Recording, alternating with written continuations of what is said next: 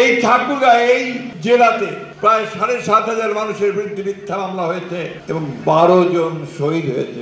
আমি শুধু আপনাদের এই কথাটুকু বলতে চাই, ইতিহাসের এক চরম সন্ধিক্ষণে আজকের এই সম্মেলন অনুষ্ঠিত হচ্ছে।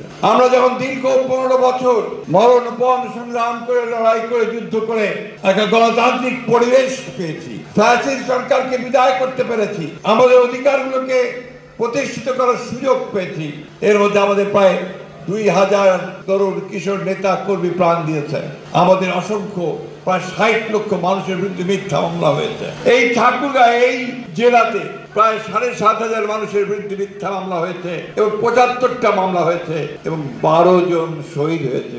সেই সময়ে আজকে যখন আমাদের সুযোগ সৃষ্টি হয়েছে একটা মধ্যবর্তী সরকারের অধীনে একটি নির্বাচন করার, দিয়ে গণতন্ত্রের উত্তরণ ঘটাবার, যখন ইতিমধ্যে আমাদের নেতার সঙ্গে অন্তর্বর্তীকালীন সরকারের প্রধান ডক্টর ইউনূসের আলোচনা হয়েছে এবং নির্বাচনের সময় নির্ধারিত হয়ে গেছে, সেই সময় বাংলাদেশের সেই শত্রুরা যারা বারবার বাংলাদেশকে অস্থিতিশীল করতে চেয়েছে, বাংলাদেশের স্বাধীনতার ঘোষক, গণতন্ত্রের বহুদলীয় গণতন্ত্রের পুনঃপ্রবর্তক এবং আধুনিক বাংলাদেশের উপকার শহীদ জিয়া রহমান সাহেবকে হত্যা করেছে এবং গণতন্ত্রকে হত্যা করেছে বারবার, সেই চক্রান্তকারীরা আবার বাংলাদেশের গণতন্ত্রকে হত্যা করবার ষড়যন্ত্র করছে। বন্ধুগণ, আজকে সমগ্র জাতি যখন উন্মুখ হয়ে আছে যে একটা নির্বাচনের মধ্য দিয়ে আমরা আমাদের একটা নির্বাচিত সরকার গঠন করব, পার্লামেন্ট গঠন করব, গণতন্ত্রে ফিরে যাবে, ঠিক তখনই এই সমস্যাগুলো তৈরি করা শুরু করেছে। আমি ধন্যবাদ জানাতে চাই ডক্টর ইউনূসকে এবং অন্তর্বর্তীকালীন সরকারকে যে তিনি অত্যন্ত দৃঢ়তার সঙ্গে ঘোষণা করছেন ২০২৬ সালের ফেব্রুয়ারি মাসের প্রথম সপ্তাহে বা প্রথমার্ধেই নির্বাচন অনুষ্ঠিত হবে এবং তিনি বলেছেন যে একমাত্র আল্লাহ তাআলা ছাড়া আর কেউ শক্তি নাই এখান থেকে তাকে সরাতে পারে।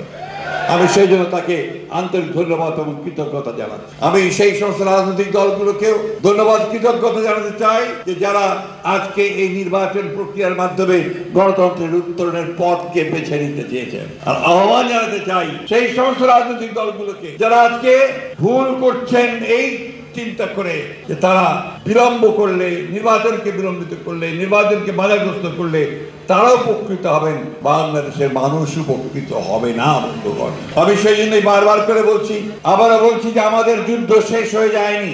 আমরা সব সময় সতর্ক, সজাগ থাকবেন। প্রতি মুহূর্তে আমাদেরকে সতর্ক থেকে আমাদের জনগণের যে প্রত্যাশা, জনগণের যে আশা, অর্থাৎ একটা গণতান্ত্রিক রাষ্ট্র প্রতিষ্ঠা করবার, সেই রাষ্ট্র প্রতিষ্ঠা করবার লক্ষ্যে আমাদেরকে এগিয়ে যেতে হবে। আমাদের ইতিমধ্যে আমাদের বক্তারা বলেছেন সংস্কার তো বিএনপি শুরু, বিএনপির তো জন্মই সংস্কার দিয়ে। প্রেসিডেন্ট জিয়ার 19 দফা কর্মসূচি থেকে শুরু করে ম্যাডাম জিয়ার 2016 সালে ভিশন 2030 এবং আমাদের নেতা জনাব তারেক রহমানের 21 দফা, এটাই তো হচ্ছে সংস্কারের মূল ভিত্তি। বন্ধুগণ, এই সংস্কারের উপর ভিত্তি করে আমরা ইতিমধ্যে এই সংস্কারের 19টা প্রণোদনের মধ্যে 12টা আমরা একমত হয়ে গেছি, বাকিগুলো আমরা একমত হয়েছি যে সবাই মিলে আমরা সেগুলো একমত হয়ে অতি দ্রুত নির্বাচনের পথে যাওয়াটাই হচ্ছে আমাদের সবচেয়ে বড় বিকল্প।